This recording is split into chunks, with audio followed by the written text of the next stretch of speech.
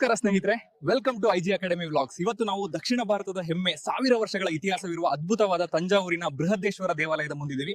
ಬನ್ನಿ ಒಳಗೋಗೋಣ. ವಾವ್, ನೋಡಿ ಸ್ನೇಹಿತರೆ, ಇದನ್ನ ಪೆರಿಯ ಕೋವಿಲ್ ಅಥವಾ ದೊಡ್ಡ ದೇವಾಲಯ ಅಂತ ಕರೀತಾರೆ. ಇದು ಕೇವಲ ದೇವಸ್ಥಾನ ಅಲ್ಲ, ಇದೊಂದು ವಾಸ್ತುಶಿಲ್ಪದ ವಿಸ್ಮಯ. ಇದು ಯುನೆಸ್ಕೋ ವಿಶ್ವ ಪರಂಪರೆಯ ತಾಣ ಕೂಡ ಹೌದು. ಈ ಅದ್ಭುತವನ್ನ ನಿರ್ಮಿಸಿದ್ದು ಚೋಳ ಸಾಮ್ರಾಜ್ಯದ ಮಹಾನ್ ರಾಜರಾಜ ಚೋಳ. ಕ್ರಿಸ್ತ ಶಕ 1000ರಲ್ಲಿ ಶುರುವಾಗಿ 1010ರಲ್ಲಿ ಇದರ ಕಾಮಗಾರಿ ಮುಗಿತು. ಇಲ್ಲಿರೋ ಅಚ್ಚರಿ ವಿಷಯ ಏನಂದ್ರೆ, ತಂಜಾವೂರಿನ ಸುತ್ತಮುತ್ತ 60 ಕಿಲೋಮೀಟರ್ ವರೆಗೆ ಎಲ್ಲೂ ಬೆಟ್ಟ ಗುಡ್ಡಗಳಿಲ್ಲ. ಆದ್ರೂ 1,30,30,000 ಟನ್ ಗ್ರಾನೈಟ್ ಕಲ್ಲನ್ನ ಎಲ್ಲಿಂದಲೋ ತಂದು ಈ ದೇವಸ್ಥಾನ ಕಟ್ಟಿದ್ದಾರೆ. ಆ ಕಾಲದ ಟ್ರಾನ್ಸ್ಪೋರ್ಟೇಷನ್ ನೆನ್ಸ್ಕೊಂಡ್ರೆ ಮೈ ಜುಮ್ ಅನ್ನುತ್ತೆ. ಇನ್ನೊಂದು ವಿಶೇಷ ಅಂದ್ರೆ, ಈ ಇಡೀ ದೇವಸ್ಥಾನ ಕಟ್ಟಲು ಸುಣ್ಣ, ಗಾರೆ ಅಥವಾ ಸಿಮೆಂಟ್ ಏನನ್ನು ಬಳಸಿಲ್ಲ. ಕೇವಲ ಕಲ್ಲುಗಳನ್ನ ಒಂದಕ್ಕೊಂದು ಇಂಟರ್ಲಾಕ್ ಮಾಡುವ ತಂತ್ರಜ್ಞಾನ ಬಳಸಿ ಇದನ್ನ ನಿಲ್ಲಿಸಲಾಗಿದೆ. ಅಲ್ಲಿ ಮೇಲೆ ನೋಡಿ, ಅದುವೇ ಈ ದೇವಾಲಯದ ಮುಖ್ಯ ಗೋಪುರ ಅಥವಾ ವಿಮಾನ. ಇದರ ಎತ್ತರ ಬರೋಬ್ಬರಿ 216 ಅಡಿಗಳು.